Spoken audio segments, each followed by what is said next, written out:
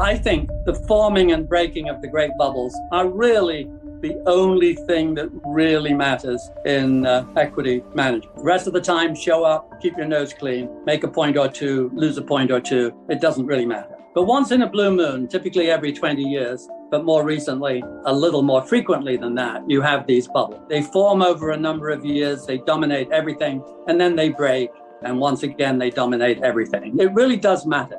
And if you can bring yourself to sidestep some of the pain, it can make a lot of difference. I don't think the bubbles are hard to spot, but that is my specialty. I look at the handful of real McCoy bubbles, the type that have really crazy investor behavior, that have masses of enthusiasm, and they stand out like a sore thumb. 1929, the 2000 tech bubble, the 2007 housing bubble in the US, Japan, in 1989, both land and housing and the stock market, probably the biggest bubbles of both the equity market and the real estate market in the history of man.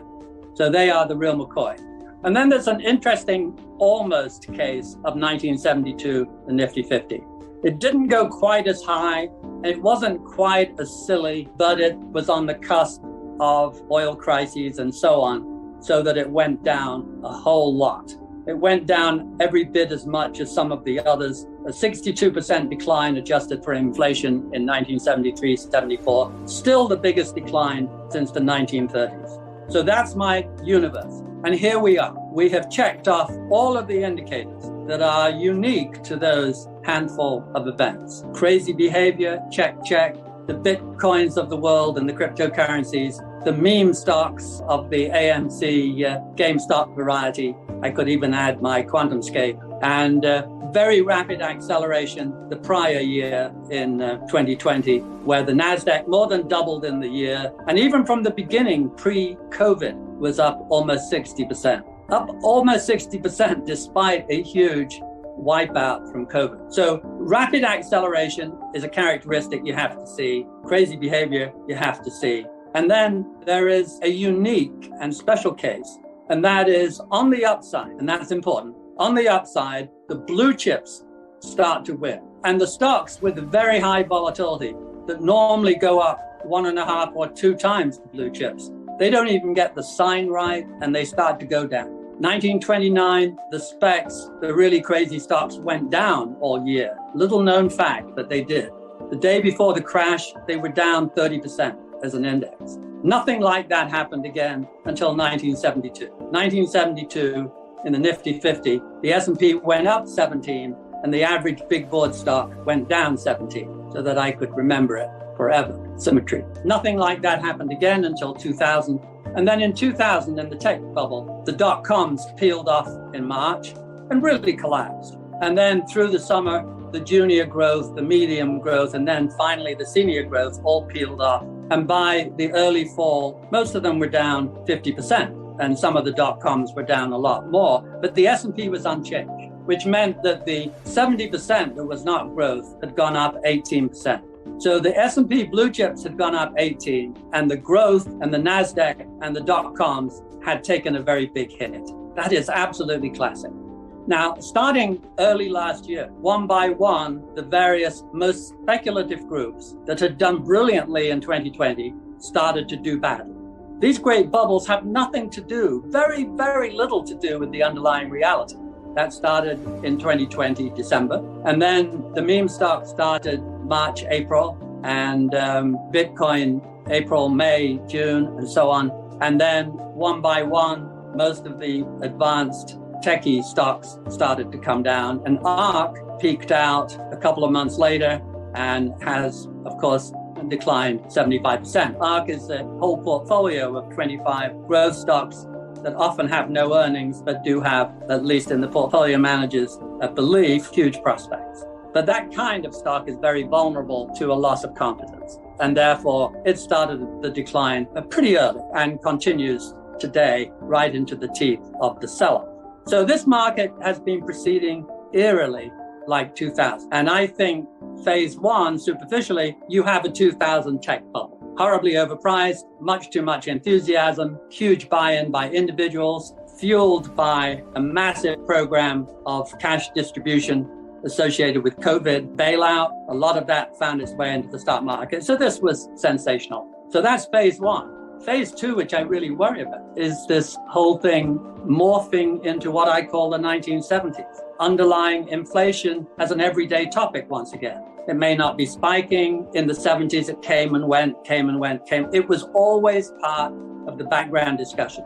And that's what I think it will be now for quite a long time, several years. And similarly, interest rates were always a worry in the 1970s, and they will be a worry for quite a few years to come. Beyond that, longer term, I worry that we are fairly deep into running out of the cheapest, most available resources. I think that turning point was 2002. Between 1900 and 2002, the average important commodity came down 70% in real price, adjusted for inflation. And we keep our own index at GMO, 36 most important equal weighted commodities. This is not dominated by oil. This is looking at the breadth of what is happening to commodities. And then if you look at that again today, it is not down 70%, it's down 10% since 1900, a rounding error. So it's gone from down 70 or 30 on an index basis to 90. It has tripled since 2002. The average important commodity has tripled in real terms since 2002. And I think this is an important problem going forward. We haven't done any capex. There are no great reserves of copper, lithium, cobalt, nickel, etc., waiting to crush onto the market. And yet we need them to green the economy. We're simply going to run light of these metals. We need technology to design a way around them, new batteries that don't use so much, recycling techniques to save what we have, etc., etc. We have bad actors around the world, as we see in the Ukraine with Russia. An unstable situation such as this that we are likely to see with food does not bode well. The other thing we have to bear in mind is that the developed world and China are beginning to run out of people. In any developed country except Israel, we're not replacing our people, and nor is China. We're all collectively having a fertility rate as we sit of about 1.6, and we need 2.1 to replace. So each cohort of babies is running now about a quarter below replacement. So if you're running out of labor, and we have been for quite a few years, so we know that the cohorts of 20-year-olds starting now will be declining, guaranteed, over the next 20 years. So you have a shortage of labor, which feels inflationary. You have a shortage of cheap, plentiful resources, metals, food, which feels inflationary. And you have a very tricky, complicated situation on which we could spend an hour on energy as we try and transition from fossil fuels to green. And we will be lucky if that is not inflationary. It may not be, but it may be.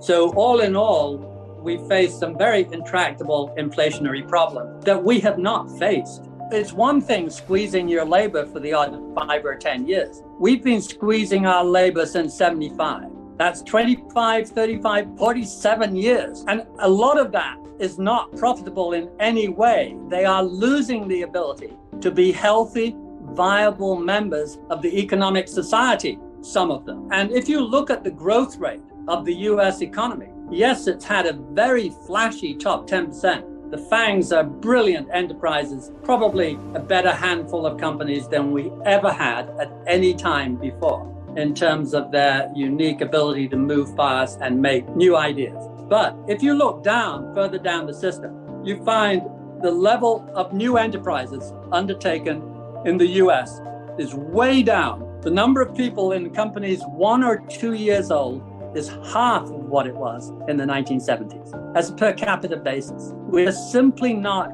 as broadly adventurous and capitalistic as we used to be. Why not? Well, for one thing, there are no capital reserves. You can't even raise enough money to start a barbershop. You ask, how much money do you have in reserve? And a third of Americans can't put together $500. You know, this is not a healthy system that we've developed. And the growth rate of the US economy has slowed more than people realize. That the productivity component has slowed down from 1.8 to about 0.9 for the last 15 years, 0.9. Now, it's still semi-dignified, but 1.8 compounds a whole lot better. And the problem there is you add to productivity, you add the increase in the workforce. And back in the 60s, you were adding 1.5% a year to the workforce. In the next 20 years, we'll be lucky if we only subtract 0.2%. So we've had an enormous drop of 1.7% a year in labor, and maybe more.